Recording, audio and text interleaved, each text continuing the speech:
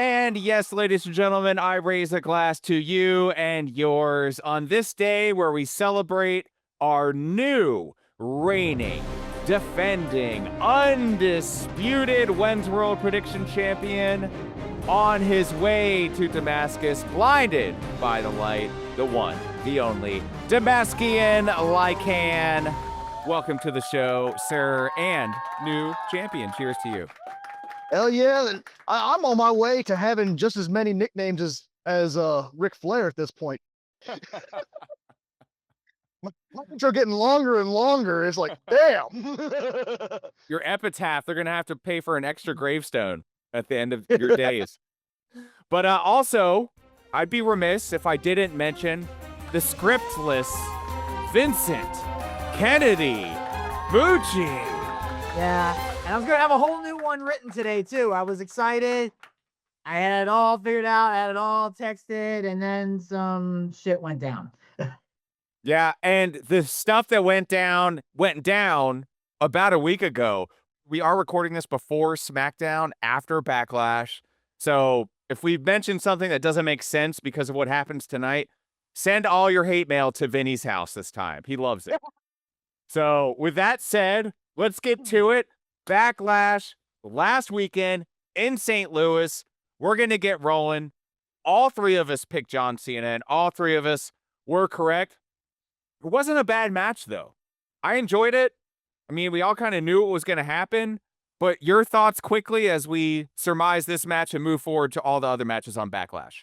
First off, not only am I the champion, I did it with a clean sweep, a perfect score. I guessed the correct winner of every single match, which is good because if it had come down to a tiebreaker between me and Wenz had me beat on every tiebreaker point there was. So I will give him that. If it came down to a tiebreaker, Wenz would be champion. But I had a clean sweep on the wins for the night. It's right here. Plain English. He's right. I can't argue with it. And listen, although if you do go back, all of you will notice that he did change his mind. I allowed it, as Wen's the merciful here on the show, but no more. No more, as in the best video game ever made on the Nintendo 64. No mercy anymore here in Wen's world. Just kidding, but not about that. Once we lay down our opinions from now on, that's it, including myself. I'm holding myself to that. Even though I could edit it and make it so none of it happened, because I do edit the show. I won't do that to you people. And by you people, I did mean it like Ross Perot meant it. So here we go. Booch, your thoughts on this match, and were you shocked in any capacity during any moment in this match? If I was shocked about anything, it was R-Truth showing up. That was probably the shocker that I didn't expect. Everything else I kind of did, and I liked it. They didn't get too crazy, and they didn't have to. Like, these are guys that have done it all. We've seen these guys wrestle numerous times. So all they had to do was hit the greatest hits, but also deliver some more interesting spots. Like the RKO from the shoulder tackle I thought was great, because we've seen the scene, or anytime or anyone hit an RKO, Cena either rolled out of the ring or Randy sold it crazily, so he never kicked out of anything. So they very much protected their finishers, and it did as usual. Low blow, hit with the title, 1, 2, 3. But R-Truth being the determining factor, I think, was the shocker more than anything. Like, we knew R-Truth was a huge Cena fan, but didn't think he would come get involved in the match. They're definitely laying the groundwork for Cena and Truth to be doing something. Just like when they did with the Judgment Day. You knew when Truth was getting involved with the Judgment Day, you knew eventually it was going to come to heads. I didn't quite think it was going to happen this fast, but unlike with the Judgment Day, we do have a time limit with Cena.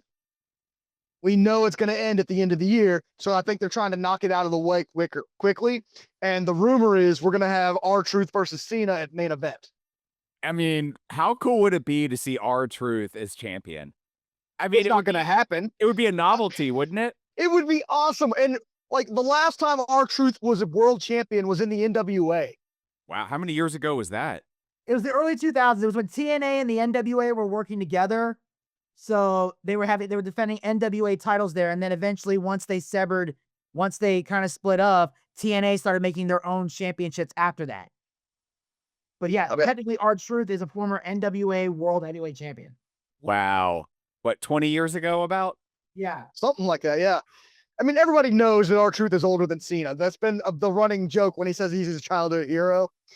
But people don't realize just how long Truth has been wrestling. I'm pretty sure Ron Killings did he not make an appearance at like an end of the line WCW show or some bullshit like that? I mean, Not I'm aware of. but he was wrestling in major indie scene, not just the small indie scene back at that time period. Yeah, but I don't think he's been in WCW. I know that was AJ Styles. Yeah, I know AJ Styles was there for a couple of weeks before or for a couple of months before WCW went out. Yeah, according to this, no, I don't see anything about him being in WCW. Okay. Yeah. Two things real quick on that is the real fun happened at the presser after Backlash when R-Truth goes through a table at the hands of John Cena. And I love it. And Damascus says, to your point, this does set the table, no pun intended, or maybe I was, for that match. And it would be fun. It would be cool. And R-Truth deserves his 15 minutes of fame here. I mean, he's a brand ambassador. He never gets into trouble. He's always there for whatever they want him to do. He's like the Miz Light. He is the most positive person too. If you listen to him in any of his interviews, he is 100% loving life right now. Right. He's just doing everything that he loves. People are like, wouldn't you like to go heel again, or wouldn't you like to be world champion again? It'd be fun, but I would have to go heel. It'd have to be the true Ron Killings again. I wouldn't be able to do it as R-Truth. And I get it, but he's really loves what he's doing right now because it allows him to do it into his age. Because he doesn't have to wrestle very much, and when he does, they're quick matches. Now he's getting to do it with greatest of all time, John Cena, against R-Truth coming up. That's going to be awesome. Now back to the John Cena and Orton match. 100%. It was a great match. It was a Cena Orton. They ran through the hits. The thing that I actually loved about this though is when they did the attitude adjustment into the RKO. They both took the bump and acted like they took damage. It wasn't like, oh, I reversed to an RKO, so I'm okay, instead of but he took the damage from the attitude adjustment. It just also hurt Cena. That was beautiful. I love how they did that. Yeah, the subtleness at which they perform. And that's what sets the difference between some of these performers and others that we see. But somebody mentioned Finn Balor, and he took a loss Monday night. We can get to this later. But somebody also mentioned AJ Styles. AJ Styles getting a win on the Raw after Backlash. And I don't understand why they keep putting Finn Balor a foot deeper into the ground every week in WWE. We're going to get into that as time goes on. We may see a resurgence here, but I'm starting to live in doubt if this guy's ever going to get a legit chance. I'm seeing some rumors about this real fast. I'm seeing some rumors about this. When he breaks away from the Judgment Day, because we know it's going to happen, there's rumors that he's going to bring back the Demon King. The Demon King gimmick is going to take completely over, and it's going to be, you couldn't get this done. Now I'm going to. Makes sense. Because he has to be able to do it with his current gimmick, so it makes sense as I switch it up. Yeah, 100%. Booch, what were you going to say? R-Truth never wrestled on WCW. But he did go to some WCW events to be met by pro wrestlers because Jackie Crockett of the NWA tried to get him into the business. So she would take him to WCW shows to meet people like backstage. But as far as being on the roster competing, he never did. All right. So there it is. All things match number 1. Click on the next recording if you want to hear it. Here we are, Male Soap Opera moment. Let's go.